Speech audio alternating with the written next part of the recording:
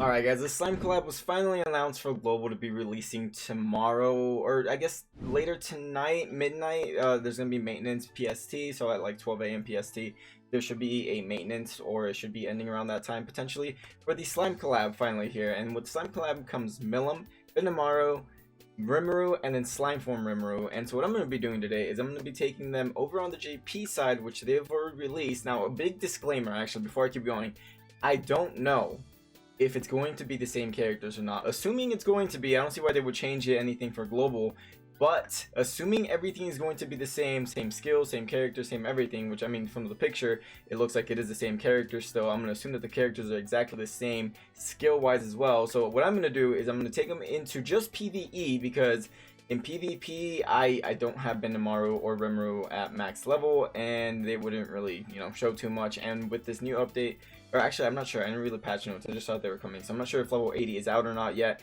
But I mean, level 80 isn't something that's going to be hard for anyone in Global to achieve. So without further ado, let me jump into this match here and kind of start talking about the character a little bit. So the first one up is Milim. And Milim, I'm just going to read the rank 3s too, by the way, guys. So if the rank 2 is a little bit different, I'll let you guys know. But besides anything else, the rank 3 for the most part is the same. So Milim's first skill is Firestorm, and it inflicts spike damage equal to 400% of the attack on one enemy. And the first spike form, just for anyone wondering, is this card right here. As soon as the game, allows me to, this card right here. Now her second skill is Quick Win, which inflicts damage equal to 200% of the attack on all enemies, and it also disables ultimate moves for 2 turns. Now, that's her rank 3. Her rank 2 and rank 1 only target one enemy. Just keep that in mind. Her passive increases crit damage by 8% per skill used on the hero, limited to 10 times. So she can get an 80%, crit damage boost when she uses her skills, 8 times. So what I'm going to be doing here is just kind of showcasing the Milim real quick on what she can do. So I'm going to rank up real quick, and I'm just going to use Easton to buff. And like usual, I don't have any gear on Easton. Gother has gear because I'm lazy, and he always has gear on. So that's why Gother has gear. But I'm gonna be showing what she can do here. Now, Easton does give her a little bit of a boost in crit in everything, actually, in all base stats. So she's gonna be hitting a tiny bit harder than usual, but I'm gonna actually rank it up to level 3 because I was able to, luckily enough to get this card right here. So here's your rank 3 with Milim. We're gonna be attacking this Hauser to see how much damage he has with a type neutral, or type advantage, sorry. And I'm going to save this for when someone gets an ult, so that way you guys can just see that. And I'm just going to throw that out there to get it out of the way. So Milim won't be doing a crazy amount of damage here if she does crit. Well, I mean, it's look, okay. It's the gear she has on, but once she gets her crit going and she gets that 8% boost, that 80% boost in crit damage, she's going to be doing some insane damage when she's up there. But at first, don't expect her to be doing some insane damage to anyone. This is PvE, so the defense is a little bit lower than usual, and then on top of that, it just, the gear she has on is making a big difference. But this will make it so that if they are attack sealed, they can't use an attack that turn. And I'm just gonna throw that card away because she doesn't have any gear, so she shouldn't be doing too much damage. Now, that's her attack sealed. So with that, they're now allowed to use an ultimate attack, which is fantastic, and that gets rid of him. So now that that's there, Kane would have had his ultimate, and well, no, because it's PvE. That's not how it works. I'm thinking like PvE terms. So I'm gonna use a level 3 to stop his ultimate there, and then I'm just going to actually just deny cards, so that way you guys can see that it does block out the attacks. And there it is. Now Kane cannot use his ultimate, and Milim, honestly, if I had to say anything, Milim I think was the best Slime collab unit to come out. And if you're thinking about skipping, I don't blame you. I wouldn't say that these units are 100% worth it. They're not very they're not even really used on the JP side. I can't remember the last time I used Milim. I used Milim for a good amount of time, but after a little bit I just stopped using her. And nowadays, I'm just gonna finish this off. And nowadays you don't even see them running around anywhere. So to me, honestly, it's a giant skip, but as a collector, I can see why you would want to summon. And if you do want to summon and you want to go for the best unit, I would say Milim. So I started with the best, and I'm gonna be ranking down here a little bit. So next I'm gonna jump into a Benamaru, showcase. Same stage, just because it's the tankiest stage, and we'll keep going off of that. Okay, before going on, I did forget to mention Milim's ultimate. It is Dragon Burst. Inflicts detonation damage equal to 350% of on all enemies of attack on all enemies. I'm sorry, I completely forgot about that. It's a little late at night as I'm recording this video because the patch notes dropped really late, and I just, you know, kind of realized it. So sorry about that. I did forget to mention that. Now onto Benimaru here really quick. So Benimaru's skills, I would say is the second best. A lot of people would probably say Rimuru is, but I personally think Benimaru is the second best. Or when it comes to like attack damage output, kind of. I guess it's back and forth. It's in between. It's kind of. Rimuru and Benimaru might be on par when it comes to how good they are, but his first skill is Fiery Slash, and it inflicts weak point damage equal to 275% of the attack on one enemy, and that would be this skill right here. His second skill is Dragon Cut, which decreases defense related stats on all enemies by 40%, which is actually pretty good. So this combined with this, because it has weak point, if you do his debuff first and then you do his normal attack, you'll be doing more damage. You'll be doing 3 times more damage because the enemy is debuffed. And then his passive allows you to increase the hero's damage by 3% per skill used. So each skill he uses, he gets that 3% boost as well. So I'm just going to rank that up to level 2. We'll hold off till next turn and we'll do the same thing. We'll buff with Easton. Now, before I forget his ultimate, it's a Hell Flare.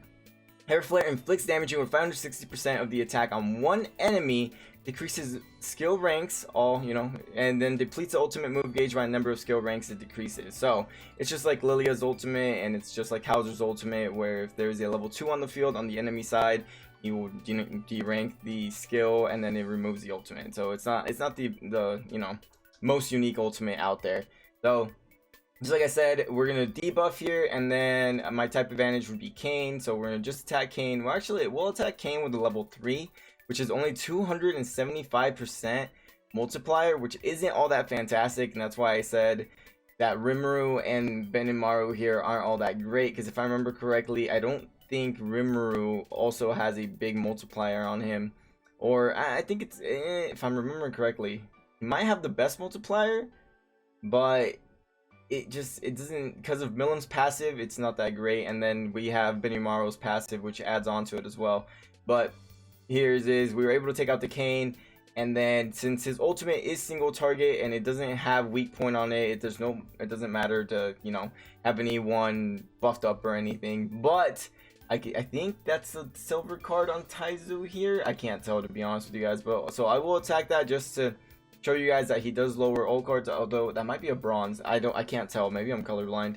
So I'm just gonna use his ultimate here to show off that, and hopefully that is a silver, or you can just finish it off right then and there, which I'm kind of surprised he did. Not gonna lie to you guys, since he is still only level 60, but the gear he has on him is pretty up there. So we have weak point back, or we have his Dragon Cut back, and I don't have another card for him. So honestly, there's not too much more I can go on about Benimaru here. He's not the he's not the coolest character out there, but since he hasn't been attacked, he's a pretty high attack due to Gowther not being attacked. And then his passive is active for 3 cards now, so that just shows that it's 8 times 3, what, 24? Or I'm sorry, I can't math. It's 3%, so 3 times 3, we have 9 more percent in his attack, so that's also stacking up there. But Benimaru, that's kind of all there is to it. There's not too much, so I'm gonna end it here with Gowther, and I'm gonna jump into Rimuru. Alright, so here we have Rimuru, and Rimuru's first skill is gonna be this one. It's Onihana. I could mispronounce that potentially, so I'm sorry. And it inflicts rupture damage equal to 450% of attack on one enemy. Now what rupture is that it does 2 times damage against a buffed enemy, which is actually really good, and it's a pretty good multiplier, but that's at level 3. Now his second skill, which is this one right here, at level 3, assumes a stance which taunts enemies and grants debuff immunity for 2 turns, heals 50% of diminished HP at the start of the next turn, which is actually fantastic. And now the reason that Rimuru slacks so much is because this taunt right here, in order for him to taunt with this skill, it's a level 2, which unfortunately isn't all that great. If this taunted at level 1, Rimuru would be such a better unit, because even at level 1 he gets HP back depending on what was diminished.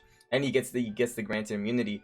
But if this taunted at level 1 like S Rosa, he would be a fantastic unit, which would potentially be used more nowadays, especially with buffs being more common. His rupture would take a big play, but since it's not until rank 2, it's kind of the downside to it. Now before I forget, his ultimate, he does have a fate combo with a normal Meliodas. So your SR Meliodas, if you have him at 6 out of 6, will be a great benefit to Rimuru because he has a fate combo with him, and his fate combo and his regular ultimate cancels buffs and stances on one enemy, inflicts damage equal to 560% of an attack, then stuns for 1 turn. It's 560% with the fate, 490% without the fate. And his passive increases defense related stats by 8% if the hero takes damage. So anytime he takes damage, he gets, he gets a little bit tankier, which fits his stance right here. So what I'm actually going to do here is I'm going to level up Rimuru. I'm going to actually do that with him so we can take the taunt, and you guys can kind of see how he works there when he taunts. And I actually really like his animations. His animations are pretty cool. I like the fact that they make it to where you can see him kind of absorbing the attack, taking the damage, and then obviously once the turn is over, you get some of that HP back. And now at level 2, I get 30% more. So the same as rank 1, so I got 30% more HP there. So what I'm going to do here is I'm actually going to combine this just to kind of show you guys what it is. Since this Taizo has 2 buffs on him, this will do a bunch of more damage. So 450% plus the rupture, 118 damage, which is not bad. Now again, if it wasn't for the fact that he doesn't taunt on the first phase or his skill 1, I think he'd be a fantastic unit to have. But because of that, he really falls back and would kind of rely on Gowther a lot. So now I'm just gonna show you guys here with Hauser. This hopefully won't take him out, but if it doesn't, this will stun him and also get rid of his stance. And then I'm just going to move card just to make sure that in case he doesn't die here, we can show that off. So there you go, got rid of his stance and we got a stun off, and that's basically what Rimuru does. He doesn't do too much more other than that. And I mean, like I said, he would be such a great unit if 1, his stats were better. He doesn't have the best stats, and 2, if it was at level 1, if that level 1 just worked out right off the bat, he would be such a good unit. You'd probably be able to use him to this day. But anyways, we're gonna move on. We have 2 more characters here to cover really quick. I'm trying to fly by them so that way you don't spend your entire afternoon here and deciding whether or not you want to summon for these units. So without further ado, we're gonna jump into the Slime Rimuru.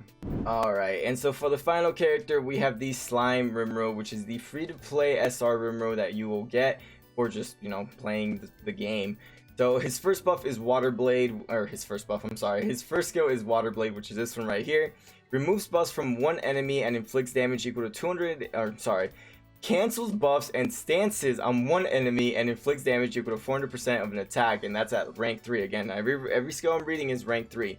So at level 1 and 2, it just removes buffs. At 3, it cancels buffs. Now his second skill, which is Full Potion, right here, at level 3, heals HP of all allies equal to 300% of attack and grants debuff immunity for 2 turns, which is really good actually. Now, the reason I think this kind of slacks on him, which I mean he's a free-to-play unit, don't expect too much, is that at rank 3 is the only time that he heals everyone on the field. Other than that, it's a rank 2, and at rank 2 he does grant immunity still, but he only heals 1 person. And then at rank 1 he only heals 1 person. But that's kind of the biggest downside to him, in my personal opinion, is that he only heals everyone at level 3. His ultimate inflicts damage equal to 630% of attack on 1 enemy and depletes 3 ultimate move gauge orbs, which is it's actually really helpful. It's just like Gowther's ultimate without the King Fate combo. And then his passive is heals HP of all allies equal to 5% of diminished HP at the start of each turn. So he's kind of like Red List, but 5% less there. So he's not horrible, okay? Alright, he's not horrible. So what I'm gonna do here is I'm gonna actually get a level 3 with him, so that way you guys can see what he can do there. And then I'm just gonna attack with Easton really quick, just to just to waste the turn there and hopefully get another Rimuru card. Okay, so I got another heal card. I was kind of hoping for another attack card just so I can show you guys that I can remove the buff and then I can remove the stance with Hauser, because he's gonna put up a stance. He usually does after this turn. So I'm gonna hold on. Oh, he didn't put up a stance, but I can show you guys that he removes the buffs here. So let's remove his buffs, and then let's just kind of I'm gonna wait one more turn to rank him up. So let's actually just heal the Rimuru. Now Rimuru is only 4-star level 60, so I don't think he's gonna be doing a ton of damage here. And he's actually a substitute that I brought for one of the raids. I think it was for which raid boss? I brought him for a raid boss because I didn't have anyone else I could bring. I think it was actually King or Gother. I can't remember which one, but one of the two. Now, okay, I'm not getting the card I want, so I'm just gonna show you guys his level 3, and we'll just kind of move on with our lives here, because we have one more character to talk. Well, actually, that's everything there is about Rimuru. Now, the last character that I want to talk about that came with the slime collab was Lilia. And you guys obviously know who Lilia is. If you guys have been watching the channel, you guys know that I've gone over Lilia a lot. So instead of taking up the rest of your day, I'm just going to tell you guys what Lilia does really quick. For rank 3, inflicts damage equal to 300% of an attack on one enemy, decreases attack related stats by 40%, which is fantastic. And then her second skill increases damage taken by all enemies by 50% for 3 turns. Her ultimate inflicts damage equal to 350% of attack on all enemies, decreases skill ranks, and depletes the amount of ultimate by the skills that are D-ranked. And her passive decreases all enemies' attack by 6% in PvP. So Green Lilia, in all honesty, is potentially the best unit that we get out of the slime collab. In all reality, she is the best unit we get out of the slime collab. And hopefully Global doesn't change it up on you and she is still free. On JP we got her 6 out of 6 for free, and hopefully they don't change that over on the Global side, because she is a great unit to have and not miss out on. So that's everything that there is to know about the units. If you guys want to see the information for yourselves, go on Grand Cross database. I'll have the link is down below in the description. And other than that, guys, I hope you guys found this video helpful in any sort of way and kind of helped you decide whether or not you want to summon for them. In my personal opinion, I would say don't summon, kind of save. But if you're a collector like myself, which will probably end up doing some summons on the slime collab myself as well, just because I want to collect them, summon from. I mean, I don't know what could be coming next to Global, but the slime collab lasted for a month, I believe, on JP, and that should be more than enough time to save up for another banner. But again, what you do with your gems is your opinion, not mine. Do what you want, not what I want you to do. So if it was up to me, I would save. If you're a collector, do your summons. But other than that, guys, I hope you guys enjoyed the video. If you did, hit the like button. If you guys are new to the channel, consider hitting that subscribe button down below. Coming out with this here on the daily. And honestly, other than that, I hope you guys have a wonderful rest of your day. And as always, I'll catch you guys on the next video. Bye, guys. Perfect Cube. 私の実験に貢献したくないか? 暴食の罪、ボアシン・マーリンだ。よろしく頼む。ロケーション、研究の標本がまた増えたな。素晴らしい。最初からお前らに勝ち目などなかった。